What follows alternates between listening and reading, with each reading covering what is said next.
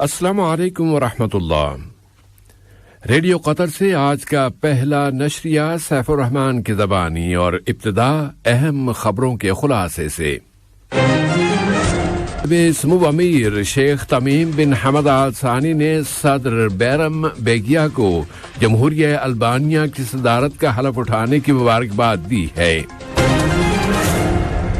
وزیر اعظم و وزیر داخلہ نے جنرل شیخ احمد نواف الاحمد الصباح کو برادر ملک کویت کا وزیر اعظم مقرر کیے جانے پر ٹیلی فون پر مبارکباد دی ہے۔ تیونس کے نئے آئین پر ووٹ ڈالنے کا عمل مکمل ہو گیا ہے اور ابتدائی نتائج زیادہ سے زیادہ آئندہ جمعرات کے روز تک منظر عام پر لائے جائیں گے۔ اور امریکہ اور یورپ میں گرمی کی شدید لہر اور آگ لگنے کے واقعات کے ساتھ ہی اب دنیا کے کئی ملکوں میں سیلاب آ گئے ہیں۔ یہ تھا اہم خبروں کا خلاصہ اور اب پیش خدمت ہے ریڈیو قطر سے آج کا پہلا مفصل نشریہ۔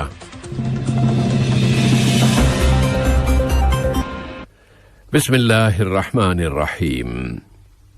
صاحب سمو امیر شیخ تمیم بن حمد آل ثانی نے جمہوریہ البانیہ کے نئے صدر بیرم بیگیا کے نام صدارت کا حلف اٹھانے کے موقع پر مبارکباد کا برقی پیغام ارسال کیا ہے اور اپنی مہم میں ان کی کامیابی اور دونوں ملکوں کے درمیان تعلقات کے مزید فروغ کی خواہش کا اظہار کیا ہے۔ اسی طرح نائب وزیر اعظم نائب امیر شیخ عبداللہ بن حمد آل ثانی نے بھی صدر بیرم بیگیا کے نام جمہوریہ البانیہ کی صدارت کا حلف اٹھانے پر مبارکباد کا برقی پیغام روانہ کیا ہے۔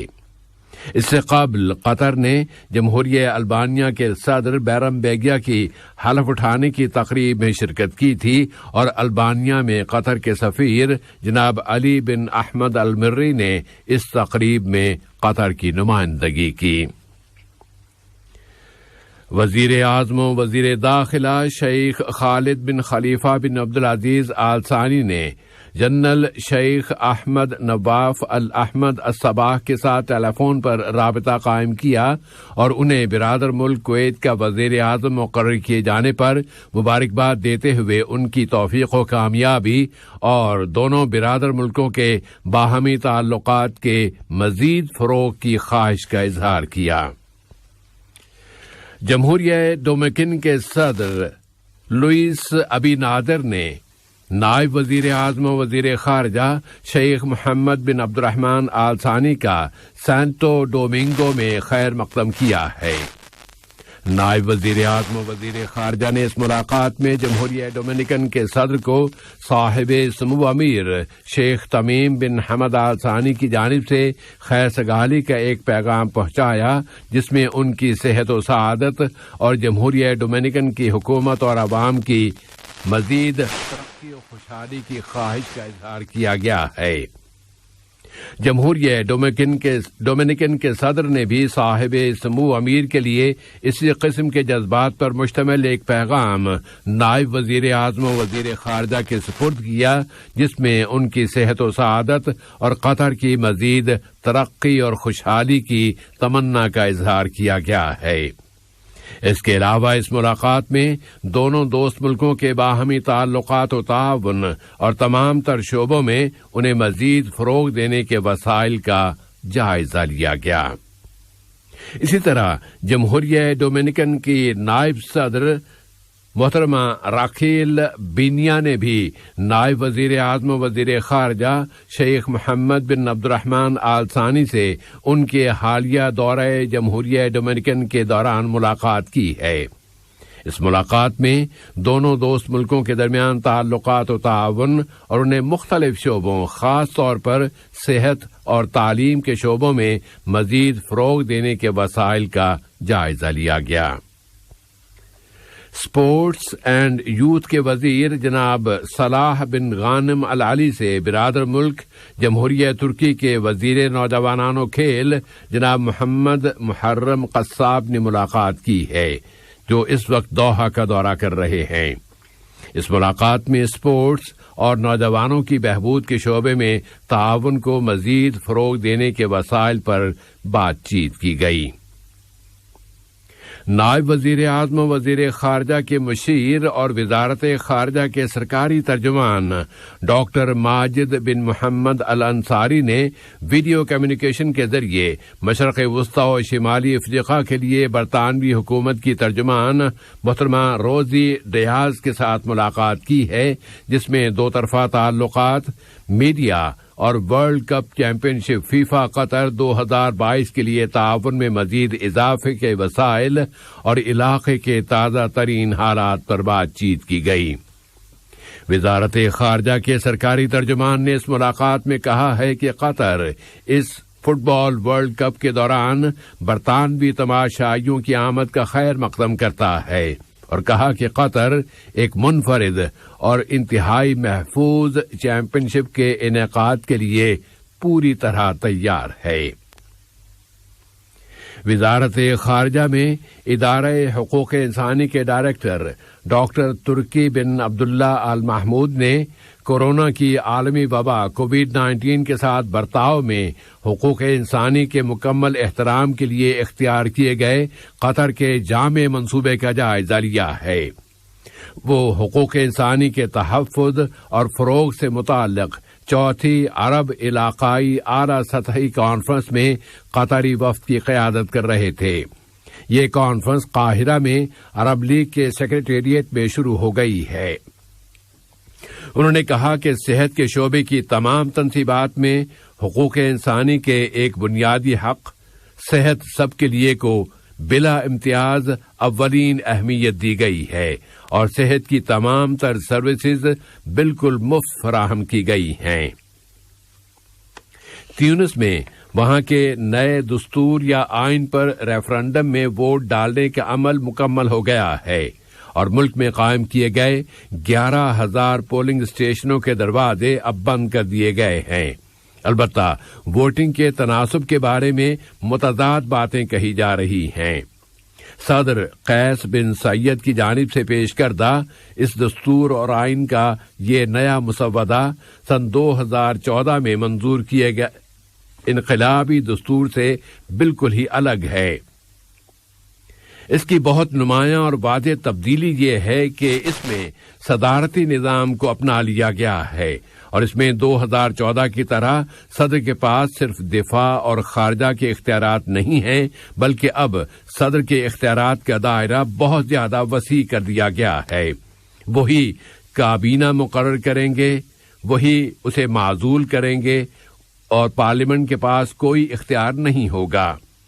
صدر ہی اب مسلح افواج قانون سازی کا عمل مسلح افواج کے سربراہ ہوں گے، وہی ملک کی جنرل پالیسی کو کنٹرول کریں گے، اور جنرل پالیسی کے اختیارات کا تعین بھی وہی کریں گے۔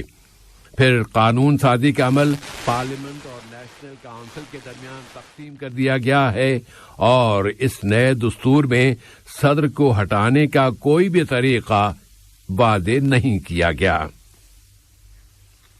عراق میں اب کوارڈینیشن کے دائرے میں محمد شیعہ السودانی کو ملک میں گزشتہ 9 مہینے سے جاری سیاسی بحران میں وزارت عظمیٰ کے عہدے کا امیدوار بنانے کا اعلان کر دیا گیا ہے۔ کوارڈینیشن کے اس فریم میں سابق وزیر اعظم نوری المالکی کی قیادت میں کام کرنے والے اسٹیٹ آف لا گروپ اور الفتح گروپ نمایاں ہیں۔ اب محمد شیعہ السودانی کو وزیر اعظم بنانے کے لیے پارلیمنٹ میں رائے شماری کرائی جائے گی، لیکن اس کے اجلاس کا اعلان بعد میں کیا جائے گا۔ اب ایران کے ایٹمی مسئلے کی طرف آتے ہیں۔ تہران نے اعلان کیا ہے کہ سمجھوتا اب قریب ہے، اور یہ کہ اس نے کچھ تجاویز پیش کر دی ہیں، بشرط یہ کہ واشنگٹن اس کے انیشیٹیوز کا اور نیک نیتی کا مثبت جواب دے۔ اس نے زور دے کر کہا ہے کہ وہ گزشتہ مہینے ہٹا دیے جانے والے جوہری ایندھن کی بین الاقوامی ایجنسی کے کیمروں کو اس وقت تک ہرگز استعمال نہیں کرے گا جب تک کہ سن 2015 میں طے پانے والے سمجھوتے کا احیاء یعنی اسے زندہ کرنے کا عمل مکمل نہیں ہو جاتا۔ ایران کی جوہری توانائی کی تنظیم کے سربراہ محمد اسلامی نے کہا ہے کہ یہ کیمرے ایٹمی سمجھوتے کے ساتھ ہی منسلک ہیں۔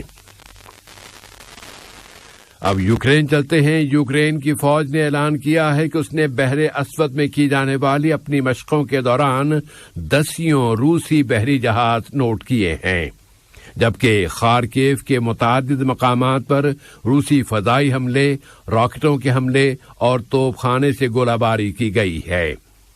پھر ڈونباس کے علاقے میں روسی اور یوکرینی فوجوں کے درمیان معرکے برپا ہوئے ہیں، لیکن ان میں کسی کا بھی پلڑا بھاری نہیں رہا۔